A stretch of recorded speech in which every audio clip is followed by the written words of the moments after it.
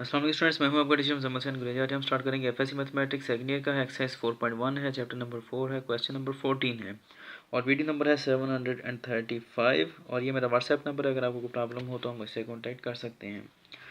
Question है जी कि मेरे ख्याल में मैं पास करके पहले क्वेश्चन लिख लेता हूँ। अच्छा जी, तो क्वेश्चन है जी कि find the point 3/5 of the way along the line segment from A to B. ठीक है, मतलब क्या है उसका कि क्वेश्चन का कि एक लाइन है हमारे पास जो कि स्पैन है, यानी कि जो फैली हुई है कहाँ से लेकर ए से लेकर बी तक फैली हुई है। और ए जो सेगमेंट आ रहा है वो है जी -5 to 8 है और बी जो सेगमेंट आ रहा है वो है 5 3, उसके जो कोऑर्डिनेट्स आते हैं। ठीक है, और लाइन जो है उसने अब ये क्या क्या कहा है कि फाइंड द पॉइंट, हमने एक पॉइंट मालूम करना है और वो पॉइंट कहाँ पर है ये नहीं हमें बताया उसने, लेकिन उसने एक चीज़ बता दी और वो क्या है, उसने कहा कि 3/5 है। Find the point 3/5 of the way along the line segment, यानी कि इस लाइन के ऊपर जो कि ए से लेकर बी तक फैली हुई है, इस लाइन के ऊपर वो 3/5 पॉइंट पर है। यानी कि टोटल कितना है ये अगर देखा जाए 5 है, फिफ्थ है, टोटल 5 है। 5 में से वो 3 हिस्से परे है। अब वो ये नहीं उसने बताया कि ए की तरफ है या बी की तरफ है, तो हम अपने पास से लेते हैं। हम कहते हैं कि यहाँ से लेकर यहाँ तक कोई अंदाजन ये टोटल 5 है। हम क्या करेंगे, बल्कि इसको लगाने से पहले मैं आपको बता दूँ 5 है ना, तो हमने इसके ऊपर लाइन के ऊपर 5 छोटी छोटी लाइनें लगानी है जिनका सबका फासला एक जैसा हो। लेट्स सपोज अगर हम यहाँ से लेकर यहाँ तक लगाएं, 1 फिर 2 फिर 3 फिर 4 और ये 5, 1 2 3 4 5, 5 हिस्से हो गए इसके। अब हमने क्या करना है, 3 हिस्से लेने हैं इसके, यहाँ इसके मुताबिक 1 2 और 3। तो यहाँ पर यहाँ से लेकर यहाँ तक क्या होगा, ये 3 हिस्से हो गए, 3 हिस्से हो गए इसका। और ये वाला कितना बचा 5 में से, फिर ये 3 निकाल दी, पीछे ये कितने बचे 2। तो ये हमारे पास रेशो आ जाती है कि इस पॉइंट से इस पॉइंट को हम पी कह लेते हैं, जो कि हमारा रिक्वायर्ड पॉइंट है।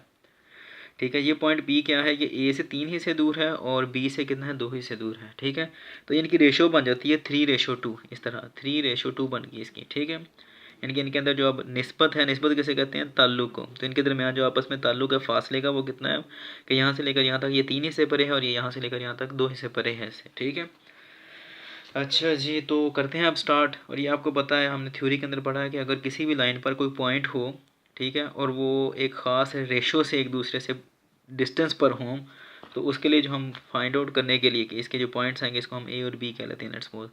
इसके कोऑर्डिनेट्स मालूम करने के लिए कि ये कहाँ पर मौजूद है ये पॉइंट, उसके लिए जो फार्मूला यूज़ होता है वो ये है कि x equals to k1x2 plus k2x1 over k1 plus k2।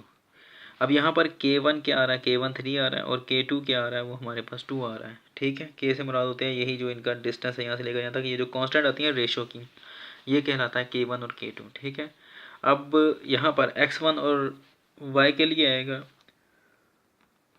k1y2 plus k2 y1 over k1 plus k2।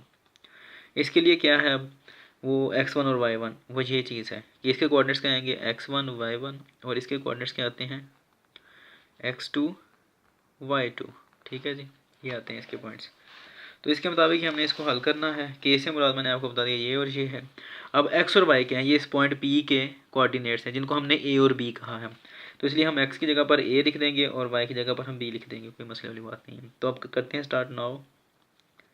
ए से मुराद क्या है x, क्या होगा हमारे पास k1, k1 क्या आ रहा है 3, के x2 कितना आ रहा है, x2 ये है आपको बताया मैंने, ये x2 कितना आ गया 5 प्लस k2 कितना आ रहा है 2, x1 कितना आ रहा है हमारे पास -5 ओवर क्या है k1 प्लस k2, तो इन दोनों को ऐड कर दें 3 प्लस 2। तो ए की वैल्यू कितनी आएगी 3 5 15, माइनस प्लस माइनस माइनस होता है 5 2 10 बटा 3 और 2 5। तो ये कितना आ जाएगा जी 5/5 आ गया, 15 में से 5 निकाले तो ये दोनों कट गए, तो आंसर आ गया 1। हम कह सकते हैं ए की वैल्यू कितनी है, वो 1 है। ठीक है अच्छा जी, अब उसके बाद हम करते हैं जी बी की वैल्यू फाइंड आउट। ये वाला जो है बी जो है उसको हमने वाई कहा हुआ या वाई को बी कहा है, ऐसे कह लें। ठीक है जी, तो बी क्या आएगा हमारे पास, ये k1y2, k1 3 है और y2 कितना आ रहा है हमारे पास 5, तो 3 और 5 को मल्टीप्लाई करेंगे, सॉरी y2 जो है वो 3 आ रहा है, उसके बाद प्लस k2 जो है वो 2 है और उसके बाद y1 है, y1 कितना आ गया जी हमारे पास, वो कितना है 8। तो ये 8 आ जाएगा। ओवर K1 प्लस K2, वो तो 3 प्लस 2 ही आना है, हमें पता है। 3 3 9 जमा 8 2 16 बटा 5। 16 और 9 कितने होते हैं? 25 होते हैं, बटा 5। ये कट गया आपस में, तो आंसर कितना है? 5। तो ये बी की वैल्यू है। हम कह सकते हैं कि ये जो पॉइंट पी है, इसके जो कोऑर्डिनेट्स आते हैं, इस वाले पॉइंट पी के कोऑर्डिनेट्स आते हैं, वो कितने हैं? वो है, ये ऐसे लिखने, पी ए बी इक्वल है पी ऑफ ए कितना आ रहा है? 1, बी कितना आ रहा है? 5। यही हमारा आंसर है। उम्मीद है कि आपको समझ लगी होगी। कुछ छोटा सा क्वेश्चन, अगर समझ ना लगे तो हम इससे कॉन्टैक्ट कर सकते हैं। अब इंशाल्लाह नेक्स्ट वीडियो में आपसे मिलता हूँ। तब तक के लिए अपना ख्याल रखिएगा, मुझे दुआ में याद रखें। अल्लाह हाफिज़।